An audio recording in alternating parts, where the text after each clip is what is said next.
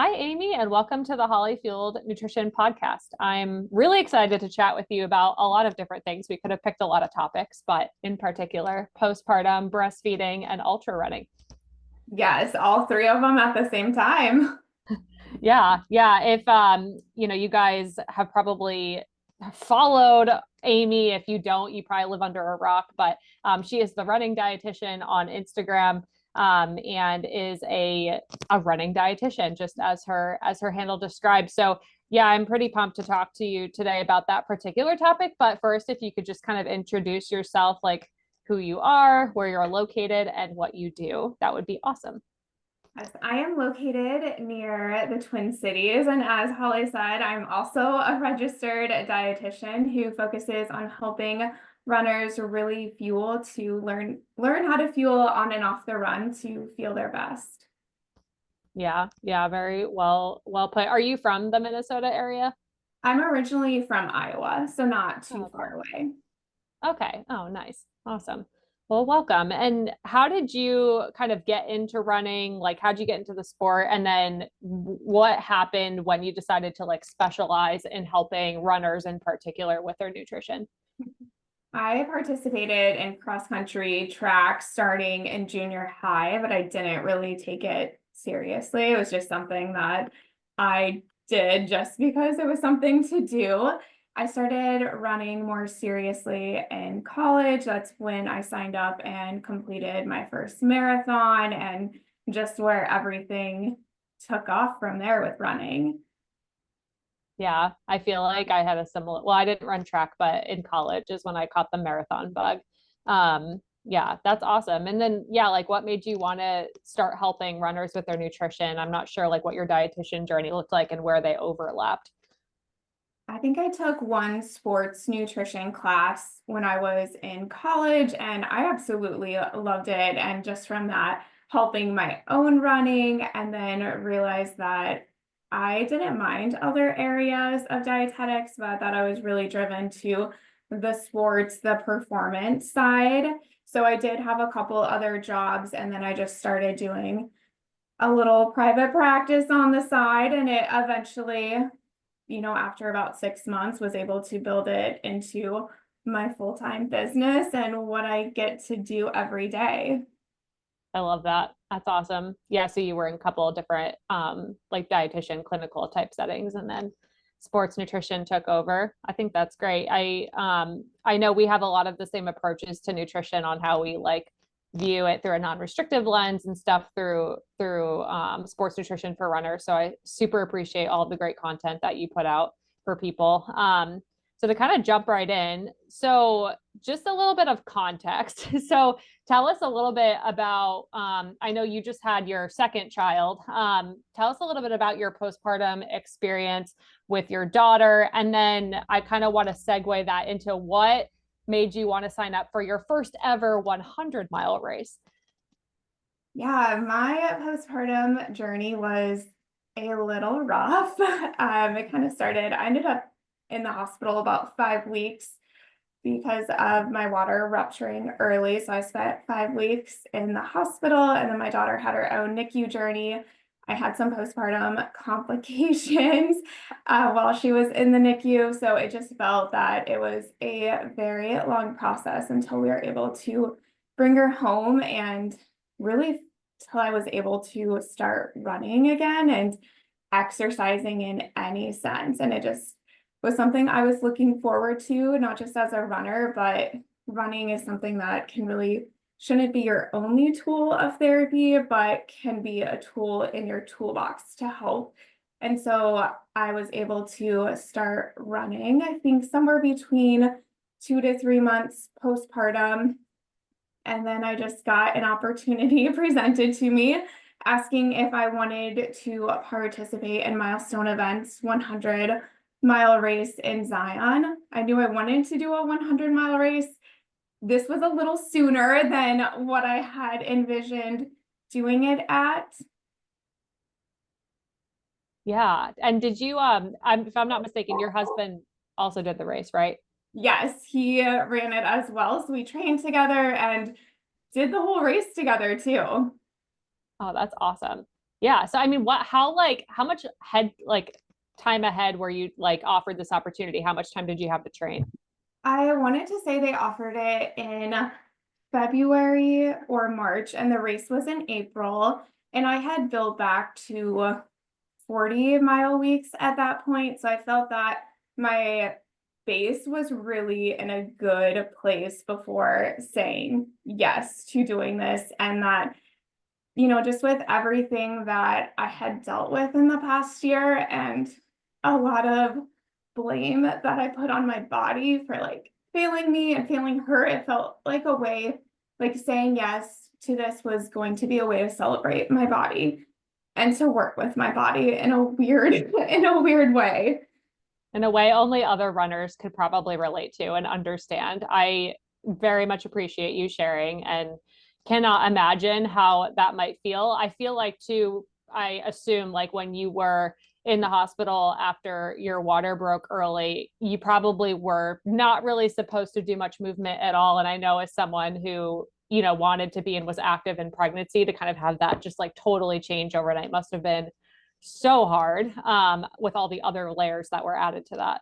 Yeah, thankfully I wasn't on complete bed rest. They had me on bed rest for 2 days just to make sure I could get the steroids in. And they had said, like, if your water is going to break and cause baby to come, it's going to happen typically within 48 hours. And like, my water broke a while ago. Since I knew when it happened, I just got hospitalized at this point. So after those 48 hours were up, like, I could walk around, and I even made it a goal to get 10,000 steps a day just for something to do and get some sort of movement in. Yeah, that's good. I still very, very Yes. challenging set of circumstances. So when you kind of were making the decision to sign up for this race, it was, a opportunity obviously to run an incredible 100-mile race in Zion. So cool. And then also to celebrate, yeah, your body being strong and capable and not a failure in any way. And also, I'm sure to celebrate, coming up on the year mark of everything you guys had been through.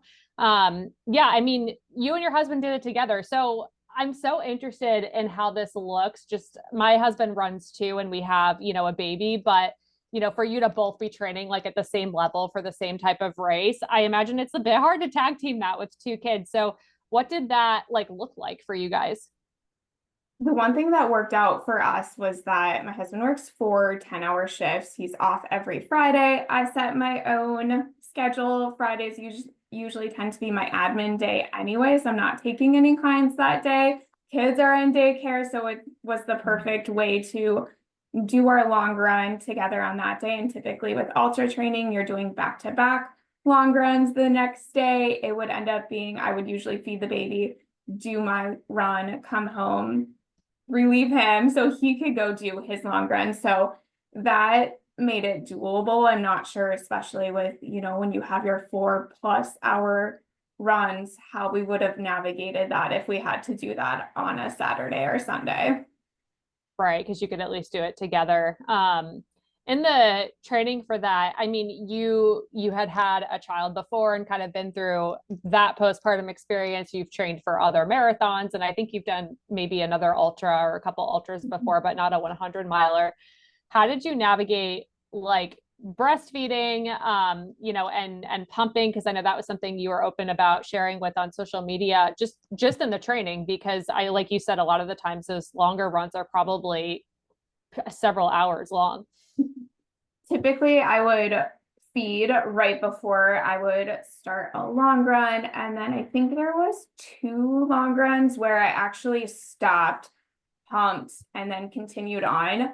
It may not have been like I needed to pump, but I wanted my body to get used to taking this 20-30 minute break so that I could pump and then start running again. Yeah. And is that something too, like when you had the 100 miler on the calendar, you were like, okay, I'm anticipating that this is going to be something that I'm planning to do. We're going to continue to breastfeed. Like, so I'm going to have to figure out how to time this.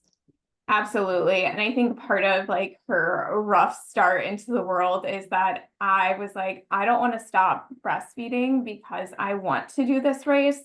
It was, I want to do both, and that I'm just going to figure out a way to make it work. I know this would be way faster of a race if I wouldn't need to pump, if I would wean before that. But I kind of felt a little empowered doing both. Like, I'm not just running this 100-mile race, asking my body to do this. I'm asking my body to do it while it continues to support my daughter. Yeah. And I think that's so awesome and just so unique. I think a lot of moms can probably relate to like those two desires, like butting heads and then being like, wait, why not just both? Because I think, I don't know, I haven't done any ultra races, but I do feel like the trail community and just the vibe at those races too is a little bit different. Like not everyone's trying to just like blaze through the course without stopping. Like, there's a little bit more expectation that you're going to have pit stops and aid and that type of thing. How did you feel, just like confidence wise, like with your crew and how things were going to be set up for you going into the race, expecting to have to stop to pump every few hours? This race is a little different in that you don't have a crew team. There were some individuals that brought in pacers, but they kind of said only pacers at night. The course was a 10-mile loop. So you're doing this 10-mile loop 10 times. You have your start finish, which is where base camp is. There's a well-stocked aid station there. You can leave your bag there. And then the first aid station is at mile 3.8. And then the second aid station was at like 6.5. So it really was like, throughout the 10 miles, it's like you just have to go like 3 miles before you get to the next aid station, which I think helped quite a bit too. That's nice. Did you have to leave pump certain places? Like, what was your strategy? My strategy going into it, and I talked to a couple of the organizers because I was like, I'm going to need to pump. Like, am I able to do it at the base aid station? Is that okay? Like, I figured no one would care, but I just didn't want to offend anyone. And they're like, no, like that's fine. Like you do what you need to do. And the mile 6.5 aid station was actually like a quarter of a mile from the base camp. And so at one point, Shane and I were like, we're ready for a lap. And I'm like, I can't do the whole loop before needing to pump. And so I asked them, like, can I just check out at the 6.5 aid station, walk to base camp, pump, and like come back? And they're like, we'll bring the pump to you. Like, you just have them like radio down. And so, yeah, they brought the pump to me, which was incredibly helpful. And yeah, they were just super supportive during it. Oh, I love hearing that. I think we've heard like about organizations like And Mother and whatnot trying to organize like just accommodations for people to pump or breastfeed like at the start line of major marathons and like various races. It's so crazy to me just now that I'm like in that world that wasn't a thing before. You just kind of had to go figure it out. Because it's a lot of logistics. You're like, I need to bring the pump. Like, what if the pump has to be plugged in and that the things have to be clean? So that's so cool to hear that they were just like, we'll just walk it over to you. Yeah, they're like, don't worry about it. Like, don't just sit here like waiting like an hour or so before you need to pump. Like, go ahead and do that. And there was a couple laps where I'm like, this might be close to needing to pump. So I just threw my hand pack or my hand pump in my hydration vest so that if I needed to, I would just like step off the side of the trail and pump or do it at one of those, like the first aid station if needed be. So I had that option as well, but it did add a little bit of weight. And Yeah. especially like in those later miles, it's nice to not have that extra weight. Yeah, it is nice to, even though you're like, it's only a quarter mile away from the original aid station, it's nice to not have to go an extra half mile round Yes. trip in a 100-mile race. I can imagine that would not be the best. So, I mean, breastfeeding is challenging as we've covered just logistically sometimes, especially with running, and especially with the longer distances where, yeah, the time where you're starting and stopping is going to be a bit longer than maybe what a feed session would be between feed sessions. It's also really hard metabolically on your body. I know I've gotten a lot of questions about this. I'm sure you have too. So like, how did if it did, your fueling strategy change, knowing that you were going to try to be achieving, having a good supply and being able to continue breastfeeding and not having, that bone breakdown while training for something like a 100-mile race? What'd you try to prioritize? I really try to prioritize like fueling on the run. Like when it comes to ultras, typically it's recommended somewhere between 60 to 90 plus grams of carbs per hour, which might surprise people because they're like, but it's an ultra. That's what, you might recommend for a marathon, but just with the lower intensity and two, thinking that might be like average on hour, but they're also like getting in more substantial fuel. So maybe I get in that, but then I'm also adding like a grilled cheese or a quesadilla on top of it. So I was really trying to get to that, aiming for 70 plus grams. I really liked when I could be closer to 90, but it wasn't always possible. And then race day proved to have its own difficulties when it came to fueling, even though training had gotten so well with that part. So during training, you're trying to get in like 70, 90-ish grams per hour. What did you like? What fuel did you kind of gravitate towards to make that happen, like hydration wise too? And like, is that something that we're trying to mimic on race day? I'm not sure if you were like bringing grilled cheeses with you like during your training runs. I don't run ultras, so I'm so interested to hear this. Mainly was focusing on options like pretzels, gummy worms. I love sweet tart ropes because they're just so high carb. You can eat 2 of those and you're already at 30 grams of carbs. The gels I use are usually 37 grams. So really alternating between that. I would bring like a tortilla with peanut butter, jelly, typical PB&J. Had Coca-Cola, I think twice on runs just to see if that would be an option on long run day or on race day, since I knew that was going to be offered. And then I would use a carb drink like either Gnarly. I tried that a couple of times since that was going to be offered on course, which sat really well. And I think those hydration drinks just can make a big difference in being able to hit those higher carb goals. Oh yeah, for sure. What about like your day-to-day fueling? What did you kind of focus on from a breastfeeding plus lots of training perspective with that? Just taking intake to a whole nother level. It was adding in additional snacks throughout the day, increasing overall intake, because again, it was running so many miles a week. And then it's also, I'm still trying to support breastfeeding. And I know that throughout the time, like I didn't, other than race day, which was very much expected, I never had any issues with supply. And I know that would have been a big indication that I was falling behind with day-to-day nutrition if my supply was starting to dip, and it wasn't anything I had any issues with. That's awesome. Yeah, I think that's typically like that first cardinal sign, and then some of the other just like bodily breakdown things can start to Yes. happen. Yeah, that's great. I mean, I think like what challenges did you have? Because kind of want to recap your race a little bit too, because you said the fueling challenges you had some during race day. So what kind of came up that maybe you were or were not expecting?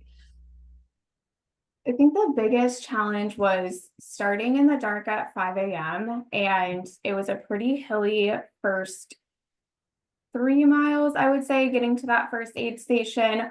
And I had an injury that had popped up, and I realized that if I could start every run with a 10-minute walk, I wouldn't feel the sharp pain in my hip. And so between that, having some walking sections because of the steepness of the course, I realized all of a sudden I got to mile 3, probably somewhere between 45 minutes to an hour. And I had sipped on water and maybe a little Gnarly, but I hadn't taken in anything else. I think I was so focused on the course, the terrain, figuring it out. And I thought, uh-oh, like this isn't starting off on the best foot, and trying to pick up on nutrition that way. But we kind of rushed going into that second loop. And I just feel like I fell behind. And even though and that's when I started getting nauseous, even so early on in the race. And it definitely made it more difficult. And I think it's one of those things, I look back, it's like, I know better. I know what to do. But then I think it's like you're in the moment. So much is going on.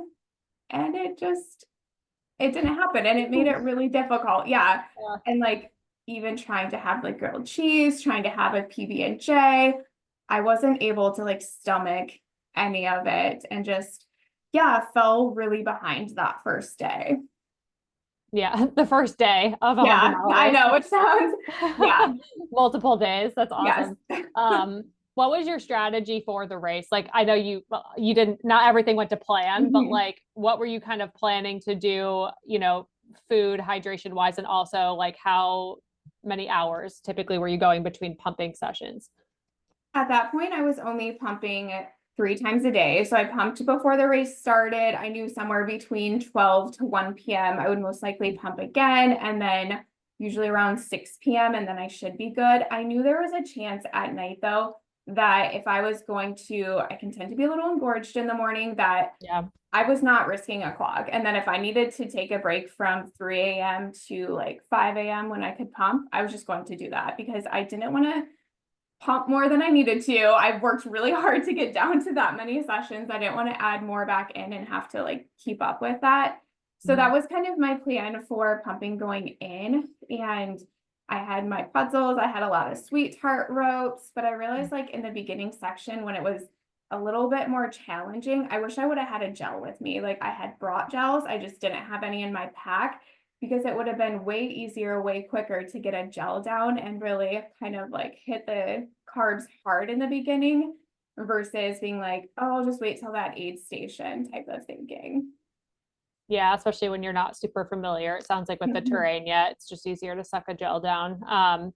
Yeah, I know overnight prolactin does its thing. Sometimes, yeah, we make more milk overnight, can be engorged in the morning. I imagine a clogged duck in a sports bra running a 100-miler is like awful. Horrible. Yeah. And I Horrible. tend to be very prone to like clogs and mastitis. Like I've had it 4 or 5 times, like within this last year with her. So that was like my goal. Like I wanted to finish, I guess we'll say finishing was goal number one, but goal number two was making through it without a clog or mastitis. So there was even times like I didn't have my vest clothes because I was like, we're just gonna leave things as light as possible or not as tight as possible.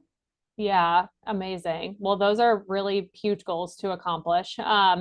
So for as the race is going in, you're kind of nauseous, you're trying to make ends meet. Like what strategies did you use to try and keep on top of your fueling? I know you said you fell behind, but obviously you finished a 100 miler, so it's not like you just didn't take in anything. So I'm sure Yeah. people would love to hear some of those in the moment strategies.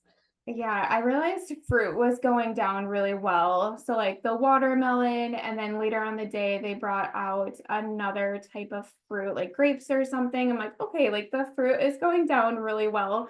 Focus on that. I think I was able to get some quesadilla down, but if it was cold, which can sometimes happen at aid stations, I'm like, I cannot do this. Like I'm trying, but it's not going down. And then with this race, they also provide meals. So they had sandwiches at lunch. I tried, but again, could not get it down. So I'm like, okay, pretzels and Swedish fish it is. Not what I thought I would be doing, not enough, but at least you need to focus on what you can do. And then same like with pizza that night, like I really tried to eat the crust of it because that was the only part that sounded good. I tried to pop some mints because I was hoping the peppermint would help. And yeah, that didn't actually help me in that situation. So it was just trying different things, seeing what was more doable than others. I know on the second day was like, I cannot eat a grilled cheese at this point, but I'm like, bread. I would eat a slice of bread. And I felt so needy asking, it was actually a friend at the that I had known at the aid station. So I asked her, I'm like, can I just have toast? Like, don't put the cheese on it, but like just toast the bread. And she's like, yeah, absolutely. And I'm like, okay, this is a good, yes, the calories from the cheese would be very beneficial, but if that's not going down, like don't be afraid to speak up and to like ask for some help and like things that would go down. I can imagine like second day of 100-mile race, your brain's just in a place where you're just like, please, can I just have a slice of bread? And like you're thinking you're being so needy, and they're like, yes, I can just Yeah, give it it's to you. fine. Yeah, the aid stations at Ultras are so fascinating because it's just like such an interesting spread of stuff. So it's good that you kind of had some different options laid out for you if like your plan wasn't going to plan. I'm curious too, like what was your husband's fuel strategy? Like, did he have a similar plan to you? I mean, obviously he's married to you, so he has Yeah, he access just to all the knowledge, but I know how my relationship is. So I'm curious as to what yours. yeah. especially in training, it was like, I'm gonna try this, and he's like, okay, I'm trying it too, type of thing. And so he really loves gummy worms. Those were his favorite. So he had a bunch of those on his, and then he had an easier time eating than I did. So he would just eat whatever at aid station, like chips, fruit snacks, Rice Krispie bars, things like that.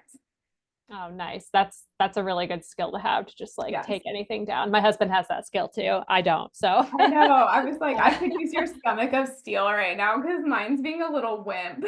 Yeah, you're like, mine's being a wimp and I have to go pump in the corner. Yes. Yeah. Oh, I love that you guys ran it together though. That's super cool. I mean, in terms of like your 100 miler experience, if there's a next time, is there a next time? What would you do the same? What would you maybe do differently? I think next time I would focus even more on the liquid calories. So I had a flask with the hydration drink in it. I think next time I know the liquid calories were going down way easier, that I would put it in the bladder so I was able to have way more, because I was making it a goal like, okay, like drink this and finish it before the next aid station so you can like top it off. And yeah, so I think I would just start with it in that and then have my plain water in the flask up front. I think trying a few new options as well. And now that I know on difficult sections, like especially in the dark, I think during the day it would be a lot easier to eat something solid, making sure to have gels or other more liquid type nutrition to be able to get down. Yeah, that makes sense. Yeah, I didn't even think of that. The dark would make a huge difference in like just being able to see what you're doing. So there's a next time, so that's cool. Do you feel like you would do anything differently next time from like a timing perspective for training? I don't, I'm not asking if you're having more kids or anything like that, but would you do it again so close to, the postpartum experience? Would you change anything about that? I would not want to do it near postpartum or while I'm pumping. It's like I said, it was empowering. It was pretty awesome to be able to do it at that stage in life. But when the next 100 happens, I want to be able just to give it my all and not have anything else like also draining my body. Literally draining. Yes. Yeah, that's reasonable. No, I think I can't wait for you. I think that'll be really great. And I'll be curious if you're like, wow, this is so much easier. Yeah, than like the first time. I feel like the first time was, very complex. How do you feel like this experience just helped you support just clients who run ultras and also clients who are breastfeeding? I've helped a few clients through 100-mile races, and not that you need to complete one to be able to help them, but I think it is helpful just to know what it's like, especially when you're out there for 24 plus hours, when food isn't sitting good, even when training nutrition wise went well, making sure, okay, maybe you didn't deal with any nausea, but here's what to turn to if it does come up, or if any other stomach GI issues happen, to be able to turn to that. Yeah, I agree. I feel like even just like the little tips you mentioned, like, oh, trying liquid nutrition or taking gels earlier, what to do in the dark. I feel like that's something you wouldn't know until like you've been there and you can kind of understand what the thought process is like. Because I think with any race, it's fair to say that some things will not go to plan, but I feel like for the longer they get, especially with like ultras, it's just stuff's not always going to go to plan. It's like several days long. So having like plan B, plan C, other things you can try and stay on top of it, super helpful, because fueling's like a whole pillar. I mean, for getting to the finish line of an ultra race or the start line. Absolutely. Yeah. Yeah, I mean, from a breastfeeding perspective, I mean, this isn't your first time training for races while breastfeeding, but how like does your experience help you just have some insight to help clients? Like what other little tips do you feel like experiencing it has brought to you? I think that was one thing when I knew I was going to do this race while I was breastfeeding, like looking for information on other people who have done it. And I had a few individuals who pumped during like a marathon or a 50 miler. but I didn't really find anyone that had ever done it during 100-mile race. So if that's you and you need some like help in navigating it or just to talk through it, just send me a message because I'm happy to share like what worked for me or what I would do differently next time. It just seems to be a very niche group of individuals, and I think it's, knowing what your pumping feeding schedule is. And if you're on, maybe you're not on a looped course, is making sure to figure out roughly what time you're going to be at an aid station, how you're going to be able to get your pump there, or are you going to just keep your hand pump in your vest so that you kind of have your safety net in case you end up, not quite where you need to be when you need to pump. Yeah, I mean, that advice is so helpful. And I literally couldn't think of anyone else who had done an ultra race and, been pumping and breastfeeding. And I was like, yes, I want to highlight this experience because it's so rare. And it's really hard even just to find information about athletes who breastfeed, period, who are running like on the track, like short distance races, let alone like long distance races. So yeah, I super appreciate you sharing about that. Can you think of any other resources or things that were like helpful for you when you were trying to navigate this part of your journey before we kind of wrap up? I think just, putting it out there, like asking other ultra runners if they know someone that is going through a certain experience, because I know I'm not the first mom to pump. There was actually another mom on course that was doing the same thing. Her baby was there, so she was like she was breastfeeding versus pumping. And so I think it's one of those things that's probably not talked about very much. And so it's, just asking questions. And I feel like most of the time in the ultra world, it's not like I'm keeping this information to myself. Like you mentioned earlier, the vibes are just different. It's very like lower key. It's still a big deal. It's still people are going for places or time goals, but it seems like everyone wants everyone else to succeed. Yeah, it's like a smaller community too. And it's like when you're out there, you're kind of by yourself. So you got to make friends with other people who are out there. That's actually cool that there was another person in the race who was breastfeeding. That must have felt like, I don't know, comforting. I feel like I would have been comforted by that. Yeah, I didn't realize it till later on. She kind of said something to me, and I was like, "Oh, that's so cool." And I'm like, "I know who you are because I saw your baby." And I was like, "Oh, a baby!" Like, and I just left mine, so I was a little sad. But I think her baby was a month or two older than my daughter's. I'm like, our babies are close in age. We're still doing this, so it was pretty cool experience.